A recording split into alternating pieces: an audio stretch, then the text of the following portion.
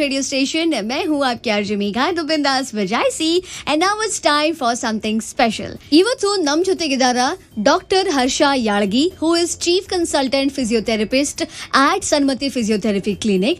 Also, he is certified in aquatherapy, acupuncture and chiropractic. So Sanmati Physiotherapy ಬಗ್ಗೆ ಮಾತಾಡಬೇಕಂದ್ರೆ ಕರ್ನಾಟಕದ most advanced physiotherapy clinic ಐತಿ with class 4 laser shockwave EMS Salus Talent Pro ಮತ್ತು Aqua Therapy. So ಮೊದಲನೇದಾಗಿ doctor Harsha welcome to red FM. Thank you. So doctor Harsha, ಈಗ physiotherapy ಅಂದ್ಕೊಳ್ಳಿ ಯಾವೆಲ್ಲ conditions ಅನ್ನ ಕಾಮನ್ಲಿ ಫಿಸಿಯೋಥೆರಪಿಯಲ್ಲಿ ಟ್ರೀಟ್ ಮಾಡ್ತಾರೆ? In physiotherapy, we give treatment to most of the musculoskeletal conditions like knee pain, back pain, frozen shoulder, heel spur, tennis elbow, all the orthopedic condition basically. Apart from that, we give treatment for neurological conditions also, like stroke, paralysis, spinal cord injury, neuropathy, Bell's palsy, okay? Then pediatric neuro, cerebral palsy, delayed milestone, okay? Then other conditions which in our clinic we also have treatment for urinary incontinence, erectile dysfunction, migraine, insomnia, vertigo, varicose veins. These are few of the conditions wherein physiotherapy role comes into picture. All right.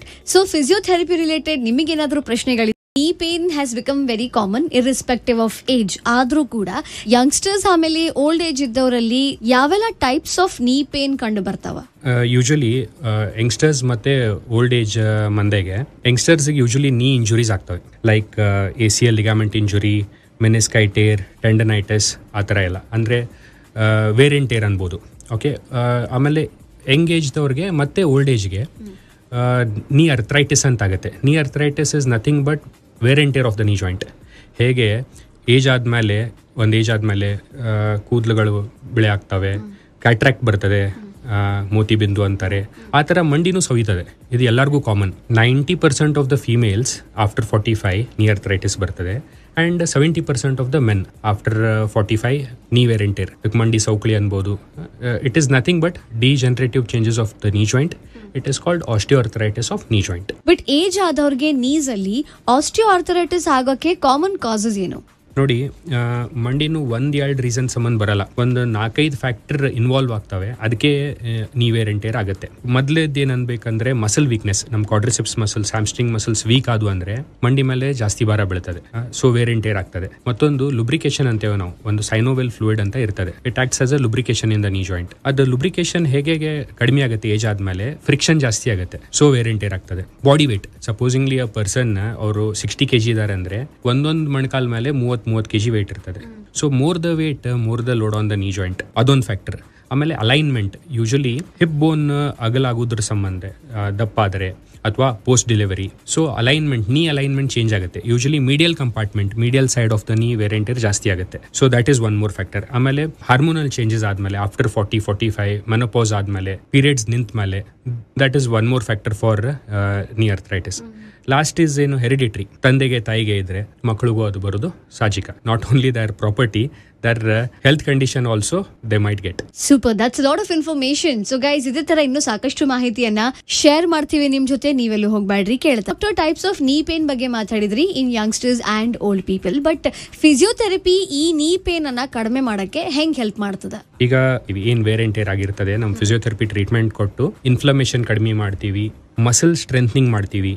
Okay, aquatherapy ಅಂತ ಒಂದು treatment ಇರ್ತದೆ. ಅದರಲ್ಲಿ non weight bearing exercise, as I told. Swelling ಹೇಗೆ ಕಡಿಮೆ ಮಾಡ್ತೀವಿ, ಇದನ್ನ ಹೆಂಗೆ ಕಡಿಮೆ ಮಾಡ್ತೀವಿ ಅಂದರೆ ನಮ್ಮ ಕಡೆ ಟೆಕ್ನಾಲಜಿ ಇದೆ. Class 4 laser, shock wave, okay, IFT, ultrasound, ಇದರನ್ನೇ ಎಲ್ಲ ಮಂಡಿನೂ ಕಡಿಮೆ ಆಗುತ್ತೆ, ಸ್ವೆಲ್ಲಿಂಗ್ ಕಡಿಮೆ ಆಗುತ್ತೆ, ವೇರ್ ಆ್ಯಂಡ್ ಟೇರ್ ಕಡಿಮೆ ಆಗುತ್ತೆ. ಮತ್ತು ಎಕ್ಸಸೈಸ್ ಮಾಡೋದ್ರಲ್ಲಿಂದ ಅದೇನು ಗ್ಯಾಪ್ ರಿಡಕ್ಷನ್ ಆಗಿರ್ತದೆ, ಅದು ಗ್ಯಾಪ್ ಇಂಪ್ರೂವ್ನೂ ಆಗುತ್ತೆ. ಸೊ ನಮ್ಮದು before the treatment and after the treatment difference ಕಂಡು ಬರ್ತದೆ.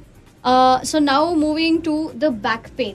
Correct. So some common reason for back. See, the most common conditions for back pain is sedentary lifestyle, no proper exercise, improper way of posture, ergonomics correct ಇರಲ್ಲ, ಆಫೀಸ್ನಲ್ಲಿ ಕೂತಾಗೆ, ಆಮೇಲೆ constant ಕೂಡ್ತಾರೆ, ಏನು activities ಇರಲ್ಲ, wait ಜಾಸ್ತಿ ಇರ್ತದೆ. So ಇದೆಲ್ಲ ರೀಸನ್ಸ್ಲಿಂದ back pain ಬರ್ತದೆ. ಸೊ ಏನು ಮಾಡಬೇಕಾಗತ್ತೆ, ಅವ್ರಿಗೆ ಲೈಫ್ ಸ್ಟೈಲ್ ಮೇಂಟೈನ್ ಮಾಡಬೇಕಾಗತ್ತೆ. ಮಾರ್ನಿಂಗ್ ಅಥವಾ ಈವ್ನಿಂಗ್ ಎಕ್ಸಸೈಸ್ ಮಾಡಬೇಕಾಗತ್ತೆ. When they are sitting in the office, ergonomics correct ಇರಬೇಕು, ಚೇರದ್ದು ಲಂಬಾರ್ಸ್ ಸಪೋರ್ಟ್ ಕರೆಕ್ಟ್ ಇರಬೇಕು, ಅವ್ರದ್ದು ಟೇಬಲ್ಸ್ ಹೈಟ್ ಅವ್ರ ಹೈಟ್ ಪ್ರಕಾರ ಇರಬೇಕು. ಲ್ಯಾಪ್ಟಾಪ್ ಅಥವಾ ಡೆಸ್ಕ್ಟಾಪ್ ನೋಡಬೇಕಾದ್ರೆ ಅವ್ರ ನೆಕ್ದ ಆ್ಯಂಗಲ್ ಕರೆಕ್ಟ್ ಇರಬೇಕು. ಓಕೆ, ದೆನ್ ಅವರು ಕೀಬೋರ್ಡ್ ಮತ್ತು ಮೌಸ್ ಎಲ್ಲಿ ಯೂಸ್ ಮಾಡ್ತಾರೆ ಅದು ಆರ್ಮ್ ರೆಸ್ಟ್ಗೆ, ಎಲ್ಬೋ ಸಪೋರ್ಟ್ ತಗೊಂಡು ಆರ್ಮ್ ರೆಸ್ಟ್ಗೆ ಅವ್ರದ್ದು ಮೌಸ್ ಮತ್ತೆ ಕೀಬೋರ್ಡ್ ಇರಬೇಕು. ಈ ತರ ಎಲ್ಲ ಎರ್ಗೊನಾಮಿಕ್ಸ್ ಕರೆಕ್ಷನ್ ಅವರು ಮಾಡ್ಕೊಂಡ್ರೆ ಕಂಟಿನ್ಯೂಸ್ ಕೂಡಬಾರ್ದು. ಒಂದು ಅರ್ಧ ತಾಸು ಕೂತ್ರೆ ಒಂದು 5-10 ಮಿನಿಟ್ಸ್ ಓಡಾಡಿ ಬರಬೇಕು. ಅವಾಗ ಏನಾಗುತ್ತೆ, ಅದು ಮಸಲ್ ಕ್ಯಾಚ್ ಅದೆಲ್ಲ ಇರಲ್ಲ, ಆಕ್ಟಿವ್ ಇರ್ತಾರೆ. ಆ್ಯಂಡ್ ಈ ಥರ ಕಾನ್ಸ್ಟೆಂಟ್ ಸಿಟ್ಟಿಂಗ್ಗೆ ಲೋ ಬ್ಯಾಕ್ ಪೇನ್ ಅದೆಲ್ಲ ಬರೋದು ಅವಾಯ್ಡ್ ಆಗ್ತದೆ. ಸೊ ಆಫೀಸ್ ಅಲ್ಲಿ ಇರುವಂತಹ ಒಂದು ಬಿಸಿ ಸ್ಕೆಡ್ಯೂಲ್ ಅಂತೂ ಅವಾಯ್ಡ್ ಮಾಡ್ಲಿಕ್ಕೆ ಆಗಂಗಿಲ್ಲ, ಬಟ್ ಇವೆಲ್ಲ ಫಾಲೋ ಮಾಡಿ ನೀವು ನಿಮ್ಮ ಬ್ಯಾಕಿಗೆ ಒಂದು ಸ್ವಲ್ಪ ರೆಸ್ಟ್ ಕೊಡಬಹುದು ಅಂಡ್ ಆಫ್ ಕೋರ್ಸ್ ಹೆಲ್ತ್ ಅನ್ನ ಟೇಕ್ ಕೇರ್ ಮಾಡಬಹುದು.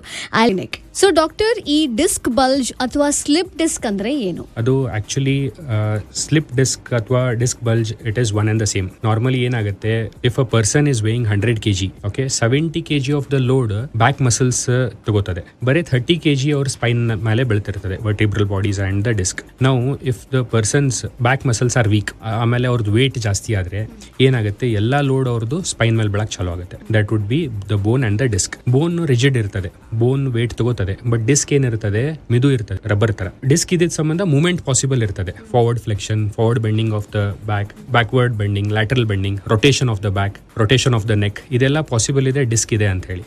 ಬಟ್ ಅದ್ರ ಡಿಸ್ಅಡ್ವಾಂಟೇಜ್ ಏನಂದ್ರೆ ಅದ್ರ ಮೇಲೆ ವೇಟ್ ಬಿದ್ರೆ ಅದು ಪ್ರೆಸ್ ಆಗಿ ಹಿಂದೆ ಸ್ಪೈನಲ್ ಕಾರ್ಡ್ಗೆ ದಬ್ಬಕ್ ಚಾಲು ಆಗುತ್ತೆ. ಸೊ ಅದೇ ಡಿಸ್ಕ್ ಬಲ್ಜ್. ಅದು ಎಲ್ಲಿ ದಬ್ತಾ ಇದೆ ಅಲ್ಲ ಡಿಸ್ಕ್, ಯಾವ ರೀಜನ್ ನಲ್ಲಿ, ಸರ್ವೈಕಲ್ ರೀಜನ್ ಅಥವಾ ಲಂಬಾರ್ ರೀಜನ್ ನಲ್ಲಿ, ಅಲ್ಲಿ ಪೇನ್ ಬರ್ತದೆ. ಆಮೇಲೆ ಇನ್ ಕೇಸ್ ಸರ್ವೈಕಲ್ ರೀಜನ್ ನಲ್ಲಿ ದಬ್ತಾ ಇದ್ರೆ ಕೈ ಸೆಳಿತ pain and neck pain. In case lumbar area ಒಳಗೆ ದಬ್ತಾ ಇದ್ರೆ ಅವ್ರಿಗೆ ಲೋ ಬ್ಯಾಕ್ ಪೇನ್ ಮತ್ತೆ ಕಾಲ್ ಸೆಳಿತ ಚಾಲು ಆಗ್ತದೆ.